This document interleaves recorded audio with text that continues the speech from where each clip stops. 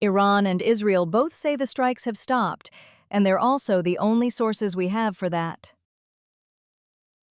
This is Iran War Daily, Tuesday. In the same 24 hours, Tehran's foreign ministry blames CENTCOM for the rupture, and the IRGC quietly stands down. Two facts pointing opposite directions. And we'll get into who that CENTCOM finger-pointing is actually for.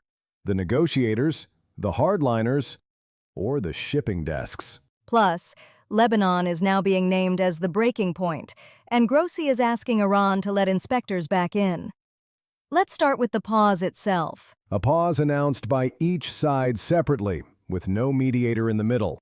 No deal on the table here, just two people agreeing to stop hitting each other and not telling anyone the same thing. Right, and that's the key distinction. The April framework went through structure. This went through nobody. The MOU's still on paper, but it's not what halted the shooting today. Which is exactly the pattern from the start of the week.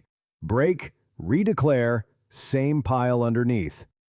Nuclear inspections, the asset freeze, Lebanon, the blockade, none of it moved an inch. On Lebanon, Al Jazeera is now naming it explicitly as the breaking point, not Hormuz, not the Gulf salvos. That's a sequencing claim, and it tracks back to the Kardali-Nabatea road killings. I flagged that chain 2 days ago as tit for tat all the way down. Here's my problem. The pause is back, but Israel hasn't stopped operating in Lebanon. So what stopped, exactly? And nothing public addresses the brigadier general killed last week, or the Lebanese army's posture. The trigger is still untouched, even as both governments call it a halt. So we pause the war while leaving the thing that started it fully loaded. Cool. Separate track entirely. Grossi is on the record calling for Iran to re-engage on inspections at the bombed sites, and the U.S. is pushing a board resolution. The venue matters here. The IAEA board, not a side channel. And the detail that matters. Iran still hasn't told the agency what happened to the nuclear material at those sites. That's a verification black hole sitting inside the week everyone's claiming calm. That sharpens Trump's claim from yesterday that Iran had conceded in principle on weapons.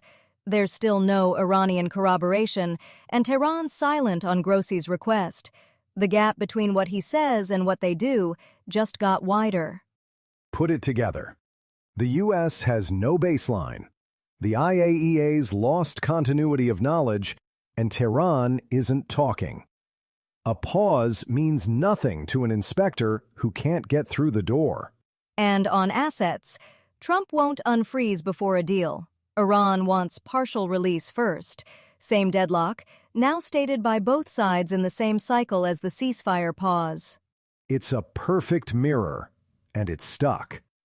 Pair that with the Mashar petrochemical hit squeezing export revenue, and Iran is blocking the one thing any real deal needs: someone who can verify. Revenue squeeze on one side, inspection blackout on the other. So the honest read tonight: military tempo down, agreement not restored, with the sourcing coming entirely from the combatants. That's where we leave it. Here's Sarah Smith at BBC News. Iran and Israel say they have halted attacks on each other after exchanging fire for the first time since April's truce. Israel's Prime Minister Benjamin Netanyahu said on Monday his country was holding fire at the moment. But he stressed that the struggle against Iran and the Iran-backed group Hezbollah in Lebanon was not finished. Both governments say the strikes have stopped, but those are their own statements, not a third party confirming anything on the ground. Netanyahu said Israel was holding fire at the moment, and that the struggle against Iran and Hezbollah is not finished.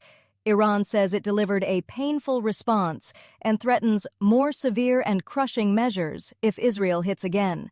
That's two warnings dressed up as a ceasefire. This is exactly where we ended up yesterday. Warning signs turned into direct fire, then into a pause. Same deadlock, one notch higher. Both sides shot across the line, and nothing underneath got resolved. And tucked into the same story, a U.S. Army Apache went down in the Strait of Hormuz, two crew, unclear circumstances. Trump says everybody's fine. The White House will say more later. In Hormuz, unclear circumstances is not a phrase I let slide.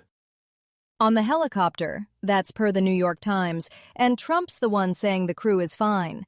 Cause unknown. I'd flag it and not connect it to the exchange until someone with authority does. USAID Siddiqui writing in Al Jazeera. After weeks of warning that continuing Israeli attacks on Lebanon would jeopardize diplomacy, Iran launched its first direct strikes on Israel in 2 months overnight on Sunday, casting new doubts about the likelihood of a U.S.-Iran peace deal. While Israel and the U.S. have sought to separate Israel's occupation of southern Lebanon from the wider U.S.-Israeli war on Iran, Iran has consistently stated that it will not entertain a peace deal that does not extend to Lebanon as well. Al Jazeera lays out the sequence, and it's exactly the fault line I flagged 2 days ago. Israel hit Dahia, the southern suburbs, despite a U.S. assurance last week that Beirut was off the table as long as Hezbollah held fire. That assurance lasted, 6 days? And this is the first outlet we've seen put Lebanon as the proximate cause, not Hormuz, not the Gulf salvos we tracked all week. Al Jazeera's sequencing: Israeli raid on Beirut's southern suburbs Sunday, then Iran's first direct strikes on Israel in 2 months overnight.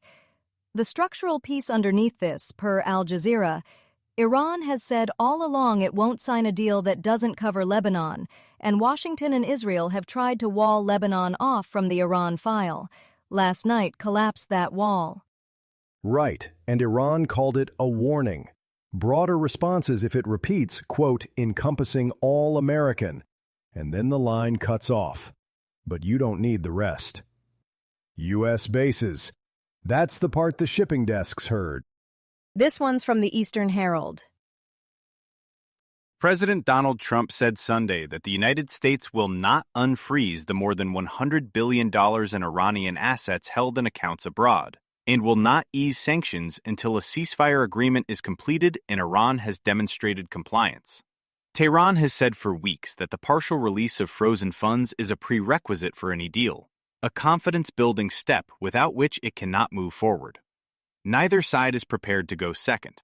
Both sides demanding the exact same concession first.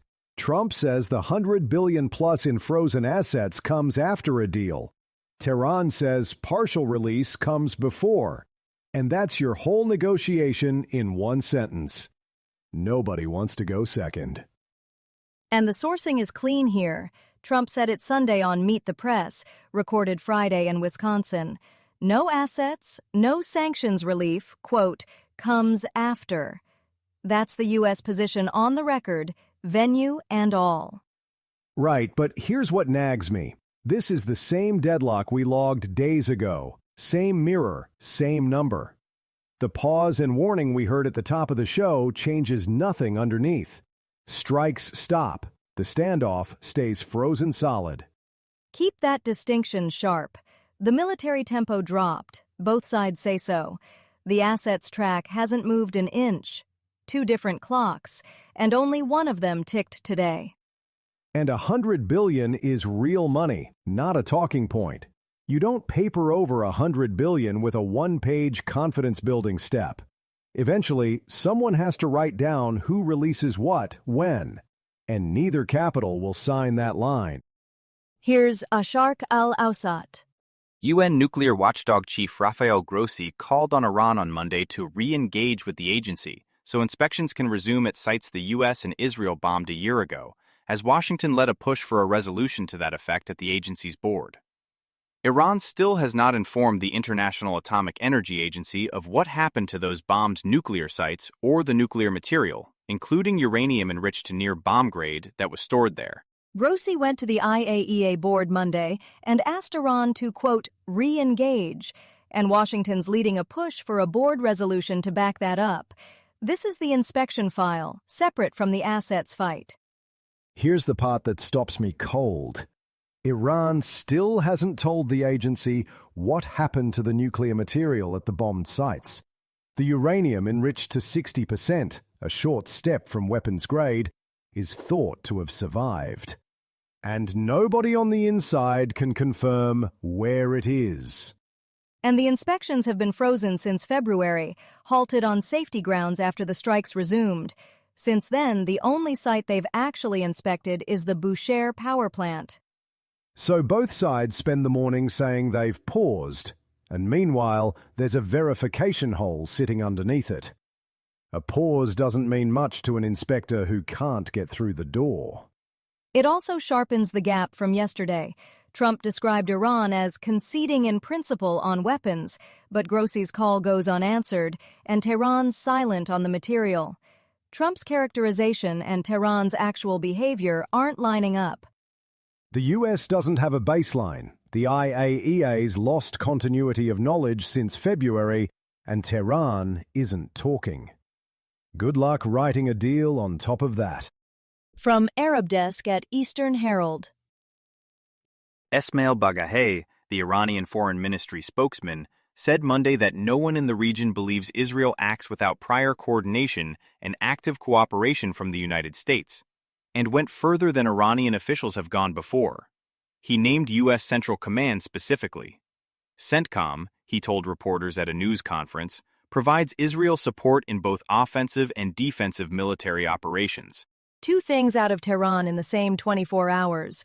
Baghaei names CENTCOM, not just Washington, CENTCOM specifically, as responsible for the ceasefire breaches, and the IRGC announces it's halting offensive operations. Those point in opposite directions. Blame assignment on one side, stand down on the other. Same government, same news cycle. Right, so which message is real? You point the finger at Washington's military command for the cameras, and you quietly tell the guards to stop shooting. Ask who each line is for. Naming CENTCOM specifically goes past venting. Tehran is saying the American institution it'd have to negotiate with is the same one it's accusing of pulling the trigger.